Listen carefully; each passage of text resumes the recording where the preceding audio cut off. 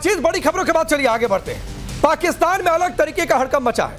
पाकिस्तान की national assembly में खुद नेता यह कह रहे हैं कि ईरान पर हमला तो बहाना है, अगला निशाना पाकिस्तान ही है। पाकिस्तान में इस बात को लेकर भी हमला मचा हुआ है कि ईरान पर जो हमला उसके परमाणु बम ना बनाने देने के लिए हुआ, पाकिस्तान के पास परमाणु बम है और अगला इजराइल और अमेरिका का टारगेट खुद पाकिस्तान हो सकता है। मैं आपका परिचय आज के मेहमानों से करवाता हूं। यहां हिंदुस्तान से मेरे साथ कर्नल RSN सिंह सर हैं, करण वर्मा पॉलिटिकल एनालिस्ट के तौर पर जुड़ रहे हैं, डॉक्टर रिशाद MLN के नेता जुड़ रहे हैं, बासित अली पाकिस्तान के यूट्यूबर पत्रकार हैं और हमारे साथ जुड़ रहे हैं जहांगीर कोल्हारो हैं, पाकिस्तान के स्ट्रेटेजिक एक्सपर्ट। आप सबका बहुत बहुत स्वागत है। मैं शुरुआत डॉक्टर रिशाद आपसे करता हूं। मैंने नजम सेठी का एक वीडियो देखा और उस वीडियो में यह चर्चा हो रही थी कि पाकिस्तान का परमाणु बम छिन सकता है। अभी तो आप लोग भारत के पास यूरेनियम आ रहा था, इसी पर हाय तौबा मची हुई थी। ये क्या विश्लेषण है उनका? पांडे जी, मैं आपको शुक्रिया अदा करता हूँ। मैं ऐसे कहूंगा जैसे कि इनकी बात को आप दोहरा रहे हैं नजम सेठी की, ये ऐसे ही है जैसे बिल्ली को छीछड़ों के ख्वाब। आप देखिए, हिंदुस्तान देखता रहे कि हिंदुस्तान पाकिस्तान को कोई नुकसान पहुंचाएगा या हमारे एटॉमिक पावर को नुकसान पहुंचाएगा या हमारी कोई और नुकसान पाकिस्तान को, खुदा न खास्ता हिंदुस्तान अपने चैनल के थ्रू या अपने प्रोपेगेंडे के थ्रू या नजम सेठी के किसी इंटरव्यू को लेकर के सीरियस होने के थ्रू, देखें ये बातें होती हैं, कुछ ऐसी बातें होती हैं जिनको लोग नॉर्मली करते हैं। जैसे मैं रोज आपके साथ बात करता हूँ, आप रोज मेरे मुल्क पे कब्जा करते हैं अपने चैनल के थ्रू। देखें ये मैंने कब कहा? इनको बातें तक रहने दिया। नहीं डॉक्टर रिशाद, हमने कब कहा कि आपके मुल्क पर कब्जा करना चाहते हैं? मैं तो 1000 बार कह चुका हूं कि कूड़ेदान पर कौन कब्जा करना चाहेगा। देखिए, आपने सिंदूर लगवाया ना, इस कूड़ेदान से आगे हमने कूड़े से उठा के लगाया आपको सिंदूर जाके हिंदुस्तान के अंदर। हमारे यहाँ कूड़े पर सिंदूर नहीं रखते हैं, वो बहुत पवित्र चीज है, बहुत पवित्र वस्तु है। आपके यहाँ रखते होंगे सर, मत कूड़ेदान पर जाइए। मैंने आपके यहाँ के एक इंसान को कोट किया, क्या चल रहा है नहीं चल रहा है वो अपने विश्लेषण में ये भी कह रहे हैं कि चर्चा ये चल रही है कि पाकिस्तान कहीं सऊदी को ना दे दे। मैंने थोड़ी नहीं कहा है। मैंने आपसे अर्ज की, देखिए मैं तो एक मिसाल दे रहा था, आप तो नाराज नहीं, मैं काहे लिए नाराज? मैं प्यार से बात कर रहा हूँ। हम दोबारा सिंदूर नहीं लगाएंगे आके आपको इंशाल्लाह, क्योंकि हम अमन शांति के पीछे, और शांति पता नहीं रहती कहाँ है। मुझे तो यही नहीं पता है कि हिंदुस्तान में है या हिंदुस्तान से भाग गई। बात यह है, एक बांग्लादेश में थी, वो तो चली गई, वहां जो हसीना शेख नाम है जिसका। तो मैं ये कहूंगा, देखिए हम कभी भी इस तरह की वायलेंस वाली बात नहीं करते। हम कहते हैं कि अच्छी अच्छी बातें बोले आपके साथ। वैसे रमजानुल मुबारक है, अभी रोजे का वक्त होने वाला है, तो हमें वैसे प्यास लगी हुई होती है, भूख लगी हुई होती है, हम नहीं चाहेंगे कि हम जोर जोर से बोले। तो बात यह है कि नजम सेठी साहब ने अगर कोई बात की होगी तो एक नॉर्मल जो इंटरव्यू होते हैं उसमें बात कर देना, उस बात को लेकर के इतना बड़ा प्रोग्राम कर देना, ये भी बड़ी अजीब सी बात लगती है। नहीं, एक बात को लेकर प्रोग्राम नहीं है, अभी तो छोटा सा, अभी तो एक पॉइंट आया है, आपको उसी पर दिक्कत होने लगी। कर्नल RSN सिंह, दिक्कत नहीं, मैंने एंजॉय किया इसको। कर्नल RSN सिंह, दो चीजें आपके सामने रखता हूं।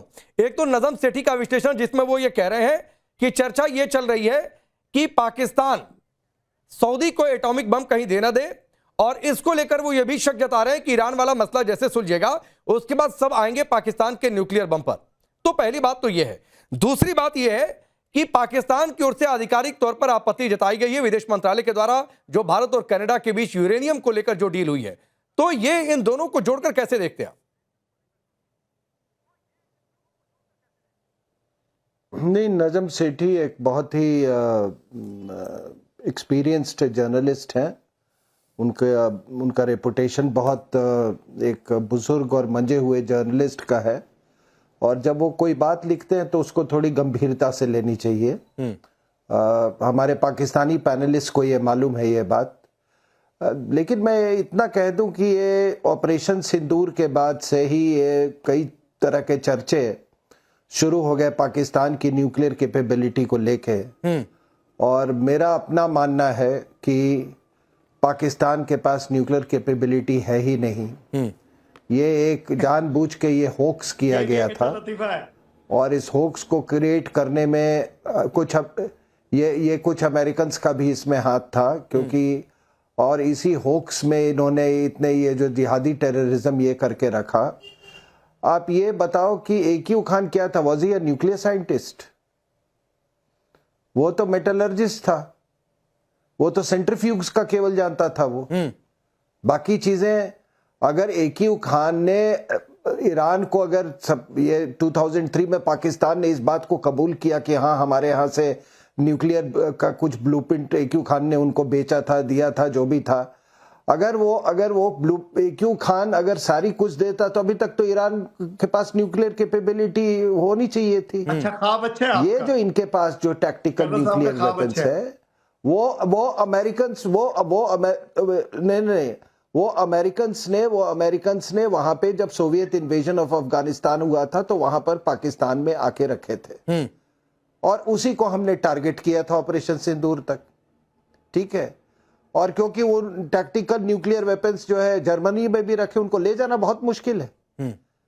तो ये इसीलिए ये होक्स क्रिएट किया गया कि इनके पास न्यूक्लियर कैपेबिलिटी है।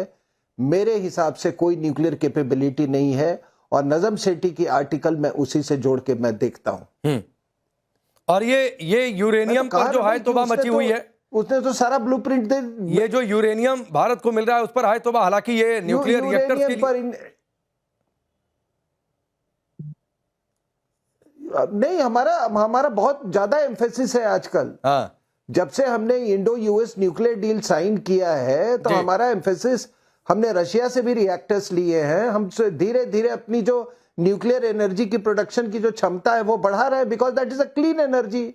दुनिया चारों तरफ क्लीन एनर्जी की जा रही है, इसमें लोग हाई तौबा क्यों मना रहे हैं? ठीक है मेजर नदीम, ये परमाणु बम जो छिन गया, अगर कर्नल आरएसएस सिंह तो कह रहे हैं कि अलबत्ता है ही नहीं, तो ये परमाणु बम छिन गया, उधर सऊदी अरब कह रहा है कि भाई पहले अपना इकोनॉमिक ग्रोथ दिखाओ फिर हम मदद देंगे, ऐसे कोई ऐड आपको देंगे नहीं, तो कंगाली का एक नया दौर शुरू होगा। दूसरी बात है कि ये परमाणु बम अगर छिन गया तो ये पावपा भर वाला धमकी कहां से देंगे? पाकिस्तान के अंदर आपको जितने पहाड़ नजर आएंगे ना, अल्हम्दुलिल्लाह हर पहाड़ के नीचे आपको 18 सॉल्वे नजर आएंगे इंशाल्लाह। और ये 18 के 18 फिलहाल लॉक हुए हुए हैं इंडिया के तो पर ज्यादातर, ठीक है, अल्हम्दुलिल्लाह। दूसरी बात ये है कि आप इस खाम ख्याल में रहें, अच्छी बात है कि पाकिस्तान के पास परमाणु है नहीं है, तो ये बहुत अच्छी बात है, लेकिन जब जरूरत पड़ी तो इंशाल्लाह वो वी विल प्रूव यू कि क्या है और क्या नहीं है। मोर ओवर सऊदी अरब ने ऐसी डिफेंस पैक्ट नहीं किया, मैं अपने भाई को बताऊंगा, डिफेंस पैक्ट उन्होंने इसीलिए किया कि ये दोस्ती है कि एक इकोनॉमिकली पावरफुल है और एक डिफेंस के हिसाब से पावरफुल है। वो हमें इकोनॉमिकली फायदा देंगे तो हम उनको डिफेंस कैपेबिलिटी देंगे। दूसरी बात इन्होंने कहा कि शिफ्टिंग मैं तो खुद इस चीज का हिस्सा रहा हूं, तो इसकी शिफ्टिंग कोई मुश्किल नहीं होती। हाँ, पूरा मिसाइल को ले जाना ठीक है, डेफिनेटली, खास तौर पे, लेकिन पेलोड को शिफ्ट करना कोई इशू नहीं होता, ठीक है। इवन मिसाइल आप देखें कि लोग परचेज कर रहे हैं पूरी दुनिया में, रशिया परचेज कर रहा है ईरान से, ईरान परचेज कर रहा है रशिया, वो आ जाते हैं, वो मसला नहीं है। तो सऊदी अरब में क्योंकि हमने डिफेंस पैक्ट किया तो वहां हम डिप्लॉय कर रहे हैं, ठीक है। और ये सारे जाहिर है कि क्योंकि ये न्यूक्लियर अम्ब्रेला ही की वजह से सऊदी ने किया, अदरवाइज तो वो किसी और के साथ भी ये ठीक है। एक बात तय हो गई, नहीं एक बात तय हो गई करण वर्मा, कि ये न्यूक्लियर अम्ब्रेला के आधार पर पैसे कमाने चाह रहे हैं। यानी जो चिंता नजम सेठी जता रहे थे कि इजराइल नहीं चाहता कि किसी भी मुस्लिम मुल्क के पास जो है परमाणु बम हो, तो पाकिस्तान के पास परमाणु बम मतलब सऊदी के पास परमाणु बम, तो जाहिर सी बात है ईरान के बाद अगला टारगेट पाकिस्तान है। ये खुद मेजर नदीम मान गए। नहीं, आप जरा कमाल की बात देखिए, अभी मेजर नदीम ने कहा कि भाई देखिए दो ताकतें मिली हैं, सऊदी अरेबिया और पाकिस्तान। भाई पाकिस्तान की ताकत तो हमने अभी देख ली, नूर खान एयरबेस तो अफगानिस्तान ही ने ठोक दिया, नेट प्रैक्टिस में ठोक दिया। हमने तो ठोका ही ठोका था ऑपरेशन सिंदूर के टाइम पे, अफगानिस्तान ने मजे मजे में ठोक दिया। सोचिए जरा आप बात को। और दूसरी बात, भाई सऊदी अरेबिया पे तो हमला कर दिया अभी ईरान ने, ईरान ने तो गल्फ नेशंस पे हमला किया। आप कब जा रहे हैं मेजर नदीम? आप रिटायरमेंट से वापस आ जाइए, मैं कह रहा हूं आप जाइए लड़ने भाई, अपने बिरादर के लिए लड़ने जरूर जाइए। आपने पैक्ट साइन किया है ना भाई, आप तो कह रहे थे नेटो की तरह पैक्ट है, अगर एक पे हमला होगा हम भी घुसेंगे इसमें जंग। कब जा रहे हो मेजर नदीम, आप कब जा रहे हो लड़ने के लिए? जरा मैं बता दूं, मुझे तो नहीं पता चला पाकिस्तान अपनी फौज भेज रही है यूएस से लड़ने के लिए। असल में आपको पता चला क्या राकेश जी? ऐसा कुछ प्रेफरेंस होती है, पहले तो आपकी तरफ आएंगे, पहले तो आप देखो, ये आपका काम करके फिर ये इनका कमिटमेंट सऊदी अरेबिया भी देख रहा होगा भाई किसके साथ हमने, जिनके साथ हमने कर लिया ये अग्रीमेंट। इनका झूठ ऐसे पकड़ा जाता है ना राकेश जी, इतनी मार खाते हैं ये, कभी अफगानिस्तान से कभी हमसे, 11 एयरबेस तबाह हो गए, 9 टेरर साइट्स तबाह हो गई, फिर भी जलवा देखो, हर पहाड़ के नीचे निकलेगा। अरे भैया पहाड़ खोदा निकली चुहिया, ये है आपका न्यूक्लियर प्रोग्राम। ठीक है, कर्नल आरएसएस सिंह कुछ इशारा कर रहे हैं। कर्नल आरएसएस सिंह ये नया मुहावरा लेकर आए हैं, जहां पहाड़ खोदोगे वहां से परमाणु बम निकलेगा, तो फिर तो पूरा खोद जाएगा पाकिस्तान। कोई बेस जलते हुए एक क्लिप दिखा दे सर जी, सर एक मिनट, मैं कह रहा हूं कि अगर आपके पास न्यूक्लियर वेपन्स है तो कुछ आपका रेड लाइंस भी होंगे, कुछ थ्रेशोल्ड लिमिट भी होगा। तो हमने इंडस वाटर ट्रीटी को सस्पेंड कर दिया, एक रेड लाइन क्रॉस कर दिया हमने नॉर्थ से साउथ तक आपको टारगेट किया, आपके न्यूक्लियर आपके ठिकानों पर हमने वो किया, हमने हमला किया, वो एक रेड लाइन क्रॉस कर दिया।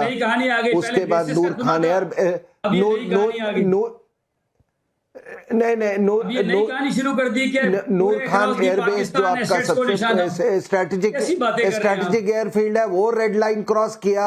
तो ये न्यूक्लियर वेपन्स किस आपका रेड लाइंस क्या है, आप किसके लिए रखे हुए हो, किस इवेंचुअलिटी के लिए? तो तभी तो मैंने कहा कि ये होक्स है। Pakistan does not have nuclear capability, ये होक्स क्रिएट किया गया था और इस होक्स को क्रिएट करने में अमेरिकन का भी बहुत बड़ा हाथ था।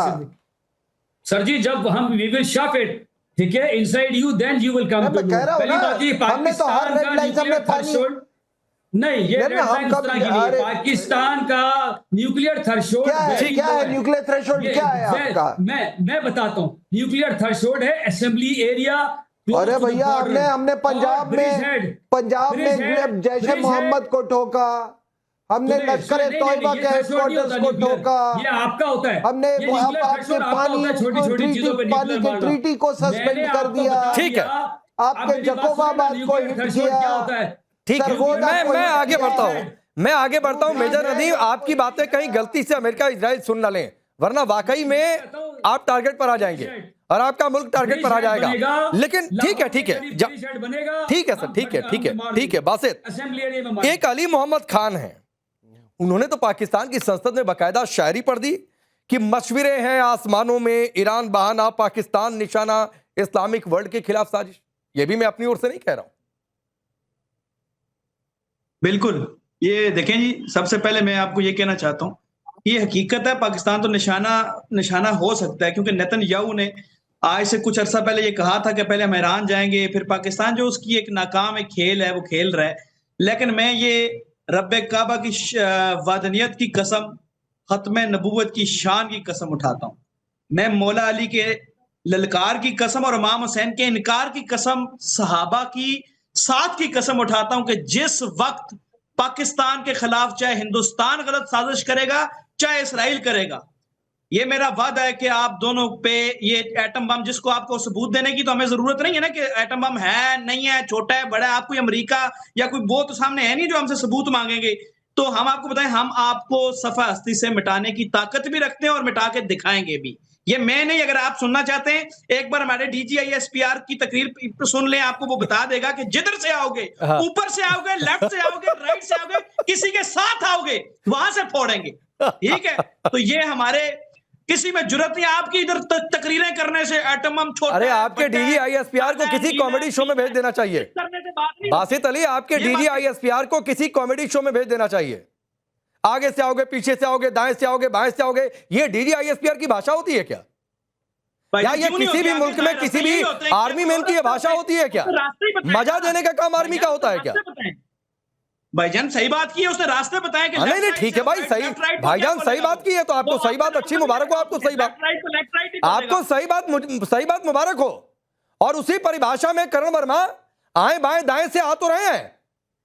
उधर से अफगानिस्तान आ रहा है, तालिबान घुसा हुआ है, इधर से खौफ ये सता रहा है कि ये ईरान वाला सत्ता परिवर्तन हो गया तो मोसाद पाकिस्तान की सीमा तक आएगा। 900 से 1000 किलोमीटर के आसपास की सीमा है, तो आ तो रहे हैं दाएं बाएं ऊपर नीचे, और मजा मिल भी रहा है पाकिस्तान को। दाएं बाएं करते जाएं, अब आप दाएं बाएं करते जाएं, कोई जुमला ना। मैं तो कर नहीं रहा हूं दाएं बाएं, आपने शुरू किया दाएं बाएं, आप DGISPR को सुनवा रहे थे। आप पहले 27 फेब को आए, अभिनंदन से आपको हमने जवाब दिया, फिर आप वो मई के महीने में, फिर हमने आपको कॉमेडी वॉमेडी करवाओ, उसी के लिए ठीक है ये भाई। दाएं बाएं आए, आर्म्ड फोर्सेस बोल रहे थे, आर्मी फोर्सेस तक तो बोल नहीं पा रहे थे DGISPR, सेंटर ऑफ ग्रेविटी ढूंढ रहे थे। अच्छा, हो गया, ताली बजा ली चार पाकिस्तानियों ने ताली बजा ली। बासित अली, बहुत बढ़िया। देखिए, यही बात है जो इनकी, अगर अभी तकरीर आप सुने ना, मैं हमेशा कहता हूं एक पाकिस्तानी को बोलने दिया करो, वो एक्सपोज कर देता है अपने को। इनकी बातें सुन लो, खुद ही लग आ जाएगा जैसे बौखलाए हुए लोग नहीं होते, इधर से आएगा उधर से आएगा। एक मैच्योर नेशन ऐसे कभी बात ही नहीं करता। इससे पता लगता है ये मैच्योर नेशन नहीं है भाई, ये कबीला है। कहीं पॉकेट मार मिल गए, कहीं कुछ हंसी मजाक करने वाले मीम मिल गए, कहीं कोई आटे की बोरी के लिए लड़ते हुए लोग मिल गए। आप सोचो जरा इनकी कैपेबिलिटी। आटे की बोरी के लिए जो लोग लड़ते हैं, जिनका सबसे बड़ा एक्सपोर्ट गधे है, जिनको सऊदी अरेबिया कहता है भाई ये जेब कतरे इनको बाहर निकालो, 24,000 भिखारी लात मार के निकाले गए सऊदी अरेबिया से, वो न्यूक्लियर एटमी बम बनाएंगे। सोचो जरा कैसे बौखलाए हुए लोग हैं।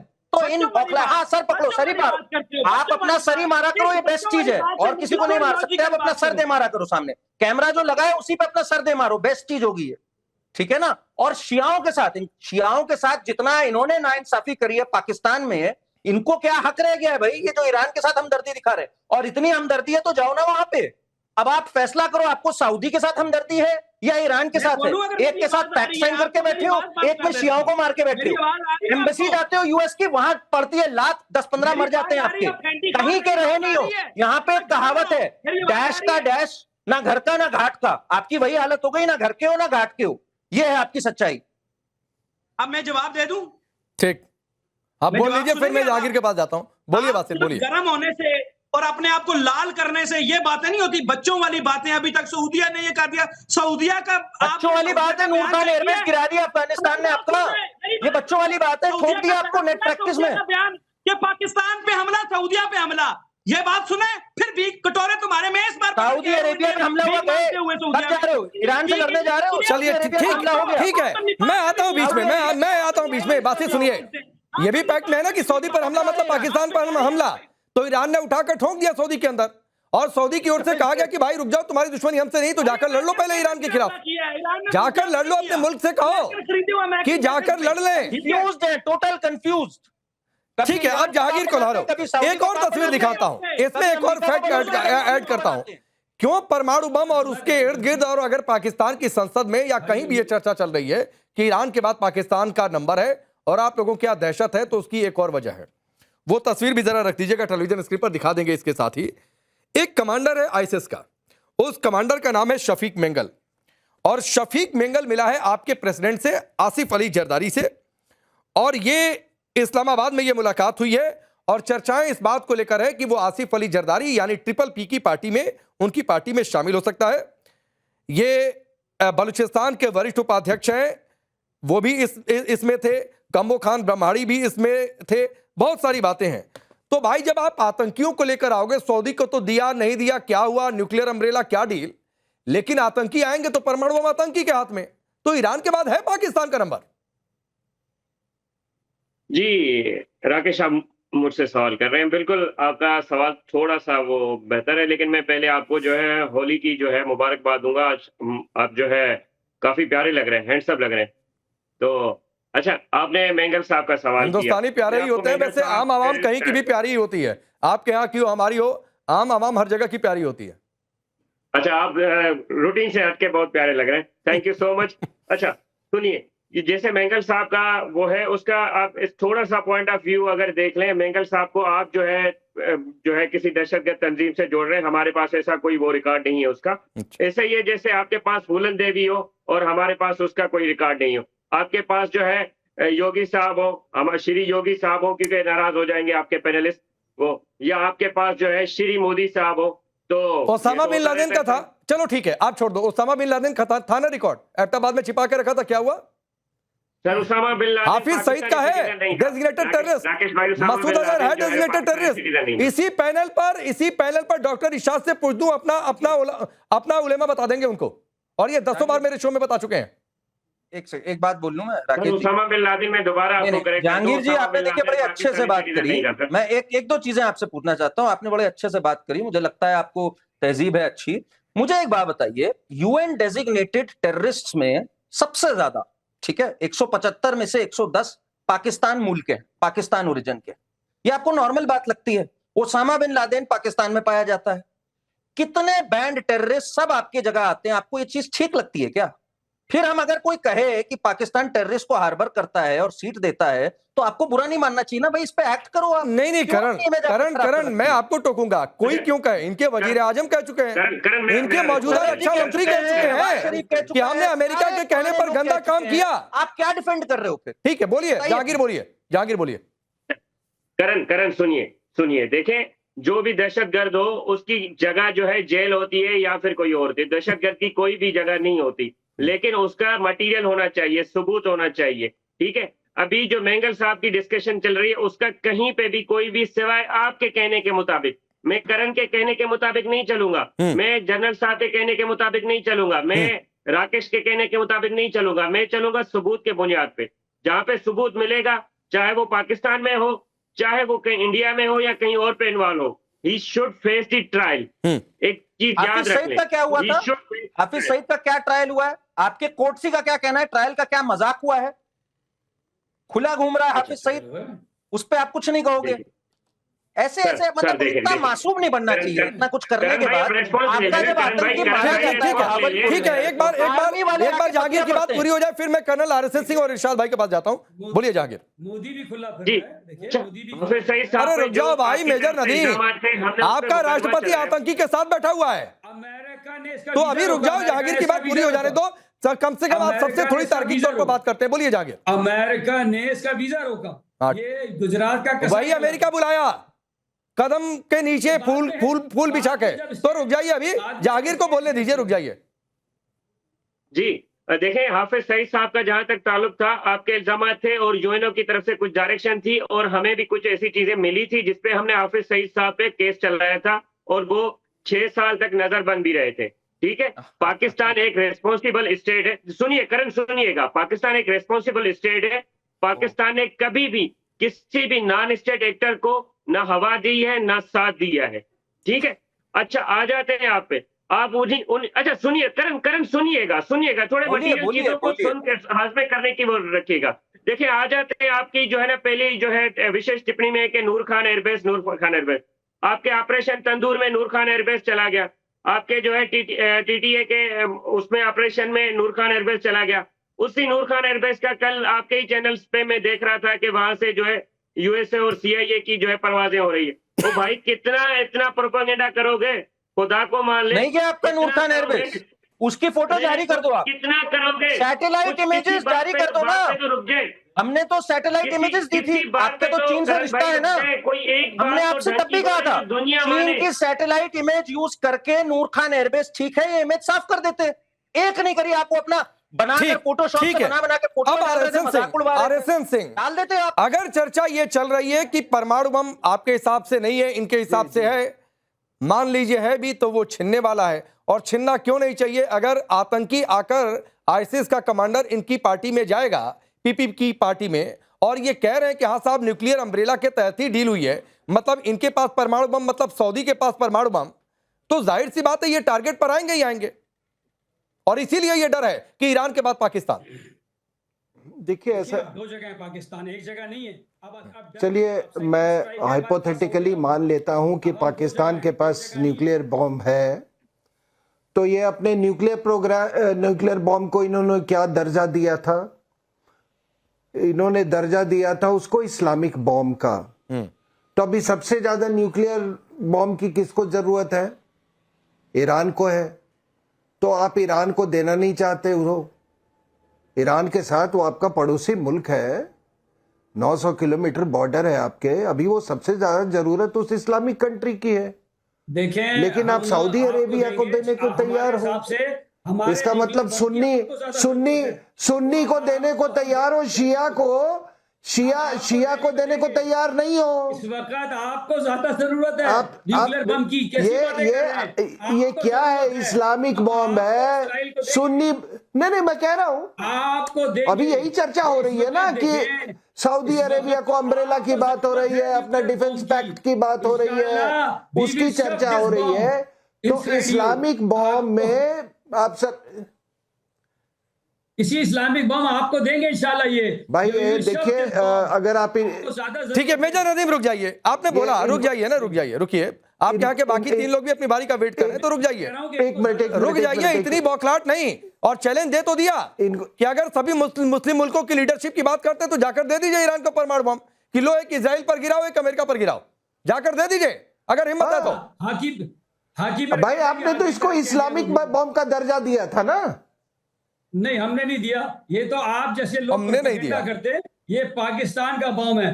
हाँ, अब सऊदिया का भी हो गया। अच्छा रुक जाइए, मैं पूछ ही लेता हूँ, मैं पूछ ही लेता हूँ डॉक्टर इरशाद, 10 सेकंड आपको देता हूँ कि आप ईरान को परमाणु बम देंगे? आपका मुस्लिम मुल्क है, बहुत आपकी सहानुभूति है, आप देंगे कि लो भाई तुम्हारे एग्जिस्टेंस का सवाल है, एक इजराइल पर गिराओ, एक अमेरिका पर गिराओ? Islamist don't have a Pandey ji, colonel साहब सुनिए, पहले तो ये है कि रेड लाइन कोई हमको मालूम पड़ता है ना, आपकी कोई पॉलिसी मुझे लगती है। मेरा ख्याल सुनने के चंद सेकंड मुझे मिल गए अगर, तो मुझे सुन लीजिए। मैं ये कहूंगा कि हम आम इस्लामिक एटम बम हमारे पास है। क्यों है? कि मुसलमानों के टाइगर है पाकिस्तान, पाकिस्तान जिंदाबाद। दूसरी बात यह है कि अगर ईरान को हमारी जरूरत है, हम उसको एटॉमिक पावर भी बनाएंगे, उसके साथ बम भी फेंकेंगे आप लोगों के ऊपर जितने भी दुश्मन है इस्लाम है। और दूसरी बात कर्नल साहब, बार बार अहले तशरीह का नाम आप लेकर के आप चाहते ये हैं जो कि मुसलमान, नहीं, एक मिनट डॉक्टर इरशाद हो गया, डॉक्टर इरशाद हो गया। करण वर्मा, एक छोटी टिप्पणी, डॉक्टर इरशाद कह रहे हैं हम एटॉमिक टेक्निक भी देंगे और एटॉमिक बम भी ईरान को देंगे। अब अगला वाकई निशाना ये लोग साबित कर रहे हैं कि अमेरिका इजराइल मिलकर इन्हीं को ठोकेंगे। मैं तो राकेश जी आपसे रिक्वेस्ट करूंगा, इसकी फुटेज जरा अमेरिकन एम्बेसी में दीजिए, हर जगह दीजिए। अमेरिका को पता होना चाहिए कि इन जाहिलों के हाथ बॉम्ब लगने की बात चल रही है यहाँ पर। ये अपनी जाहिलियत का खुद ही प्रदर्शन दे रहे हैं। मैं तो साफ बोल रहा हूँ, मैं जहांगीर जी को जाहिल नहीं बोल रहा हूँ यहाँ पे, उन्होंने थोड़ी अक्लमंदी से बात करी, पर आप सोचिए एक मेजर ये बात बोल रहा है ठीक पर, एक डॉक्टर इरशाद बोल रहे हैं, जरा सोचिए आप जरा। नहीं, मैं, मेरे पास समय थोड़ा सा कम है। जहांगीर, क्या आप सर पीट रहे हैं डॉक्टर इरशाद की बात सुनकर? देखिए सर, जब भी कोई चीज होती है, कोई भी आपको चीज दी जाती है, छोटी सी भी कोई गाड़ी हो, कोई भी चीज हो, तो उसकी भी राइट्स होती हैं और लायबिलिटीज भी होती हैं। जैसे हमारे पास परमाणु बम है जिसको हम एटम बम कहते हैं, वो है तो उसकी राइट्स भी हैं और लायबिलिटीज भी हैं। हमारे ऊपर कुछ ड्यूटीज भी फाउंड होती हैं। तो मैं कभी भी इस चीज का जो है ना सपोर्ट नहीं करूंगा कि हमने उठा के जो है दे दिया बांग्लादेश को बम, कभी दे दिया ईरान को बम। नहीं, ये हमारे ठीक है, नहीं ठीक है। बासित, 10 सेकंड आपको भी देता हूं। डॉक्टर इरशाद की बात से खुश हैं या सिर पीट रहे हैं? जल्दी से। डॉक्टर इरशाद की हर बात से मैं खुश हूं, हर बात से। ठीक है, मैं वो कह रहा हूं कि बोलने देना, पूरा लफ्ज बोले। ठीक है, आपको सलूट है, उनकी हर बात को सलूट है। ठीक है। एक कहावत है, बर्बाद गुलिस्ता करने को बस एक ही उल्लू काफी था, अंजाम गुलिस्ता क्या होगा जहां साख में। तो आप सोच लीजिए फिर क्या होगा। आप बांटिए ना परमाणु बम, जाइए घोषणा करवा दीजिए शहबाज शरीफ से, और वैसे ही घोषणा करवा दीजिए कि भारत के साथ मैच नहीं खेलेंगे, फिर खेल लिया तो वैसे ही घोषणा करवा दीजिए गलती से भी कि ईरान को दे देंगे परमाणु बम टेक्निक दे देंगे। देखिए उसके बाद क्या हाल होता है, और फिर आपके यहां की बात सही हो जाएगी कि ईरान के बाद पाकिस्तान का नंबर। आप सबका बहुत बहुत शुक्रिया।